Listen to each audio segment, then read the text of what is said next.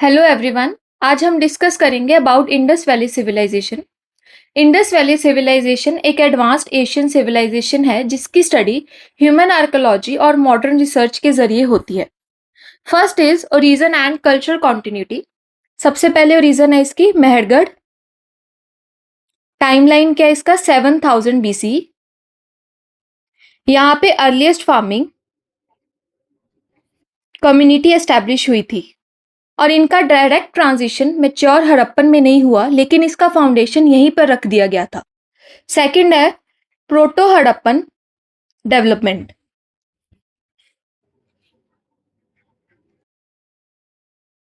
कौन सी important culture थी यहाँ पे? हाकरा सोती कल्चर्स, जो कौन सी सोसाइटी को बिलोंग करता था? प्रोटो हड़प्पन सोसाइटी को।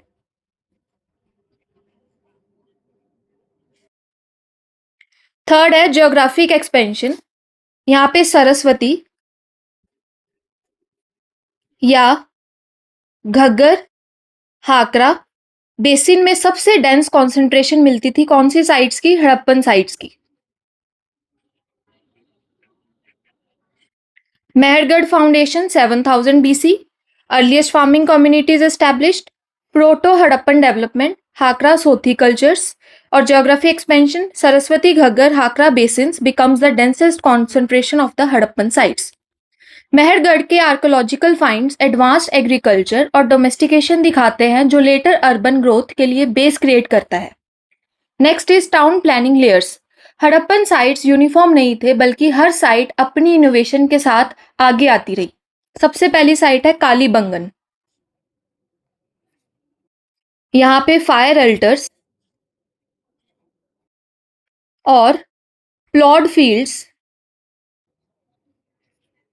मिलते थे जो एग्रीकल्चर और रिलीजियस प्रैक्टिसेस का यूनिक कॉम्बिनेशन दिखाते हैं। Second site is Dholavira. Dholavira किसके लिए इंपॉर्टेंट था? 3 पार्ट सिटी के लिए। बाकी जितनी भी दूसरी साइट्स थी उनके कैसे मॉडल थे? 2 पार्ट सिटी।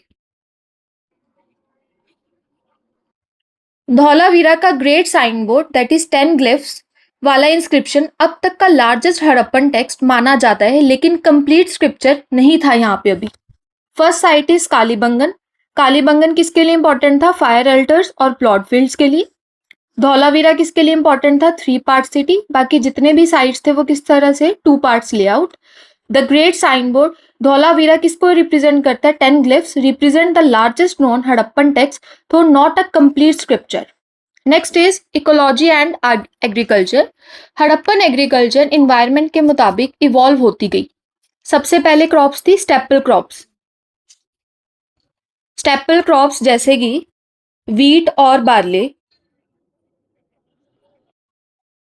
यहाँ पे मिलते थे। सेकेंड इज राइस और मिलेट। ये क्रॉप्स हमें लेटर हड़प्पन फेस में मिले और इनकी इंपॉर्टेंट साइट कौन कौन सी है? लोथल और राखीगढ़ी। एनिमल डोमेस्टिकेशन में कैमिल और एलिफेंट इंक्लूड थे। हॉर्सेस के रिमेन्स हमें सुरकोटड़ा साइट्स में मिलते थे, लेकिन स्कॉलर्स अभी भी इन कंफ्यूजन में हैं। इन्वायरमेंटल चैलेंजेस जैसे कि कॉट डिजी और कालीबंगन में फ्लड डिपॉजिट्स मिलते हैं जो बताते हैं कि डिक्लाइन का रीजन सिर्फ एरिडिटी नहीं बल्कि नेचुरल डिजास्टर्स भी थे। Agriculture evolution. Wheat and barley formed the staple crops throughout the civilization. Rice and millet appeared only during the later Harappan sites. Sites कौन-कौन सी important है? लोथल और Rakhigarhi. Evidence shows successful domestication of camels and elephants. Horse remains at Surkottada remains disputed amongst the scholars. Next is political organization. Harappan polity में monarchy का direct evolve evidence नहीं मिलता। कोई palace या king के मॉन्यूमेंट नहीं मिले। कोई भी पैलेस या फिर किंग के मॉन्यूमेंट यहाँ पे नहीं प्रेजेंट थे। वेट मेजर्स और ब्रिक्स कि यूनिफॉर्म स्टैंडर्ड्स एक सेंट्रलाइज रेगुलेशन का इंडिकेशन देते हैं कि यहाँ पे सिस्टम किस टाइप का था, सेंट्रलाइज सिस्टम। हड़प्पा और मोहनजोदाड़ो शायद ट्विन एडमिनिस्ट्रेटिव सेंटर्स के रूप में फंक्शन करते थे। No royal palaces, absence of palaces और clear evidence of kings, standardize system, uniform weights, measures and brick size indicates a strong regulatory control across the civilization. Dual power centers, Harappa and Mohenjo-daro likely functioned as the twin capital, sharing the administrative responsibility. Next is religion and society. Harappan religious landscape diverse था और uniformity का evidence limited था। सबसे पहले यहाँ पे क्या मिलती थी? मदर गॉडेस, जो क्या सुजेस्ट करती थी? Fertility worship.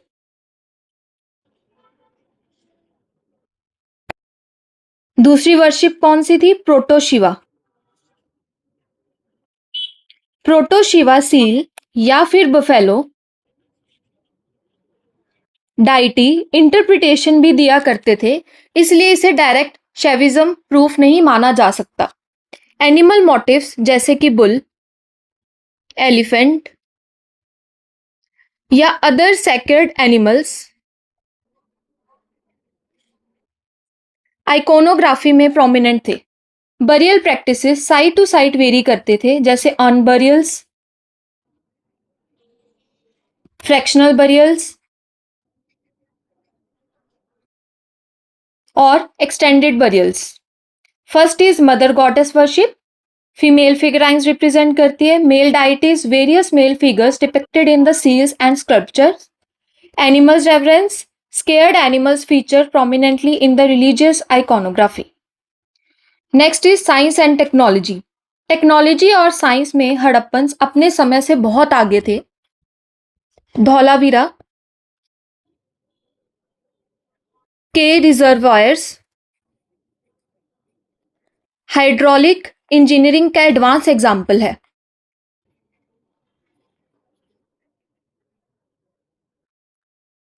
लॉथल का डॉकयार्ड थ्योरी अभी भी डिबेटेड है। कुछ स्कॉलर इसे रिजर्वायर कहते हैं और कुछ इसे पॉट। ग्लेस स्टेटाइट बिट्स का प्रोडक्शन वर्ल्ड्स की अर्लीस्ट केमिकल इंडस्ट्री का प्रूफ देता है और मेहरगढ़ के डेंटिस्ट्री के एविडेंस अभी तक भी मिलते हैं जो अर्ली सर्जिकल नॉलेज को दिखाता है।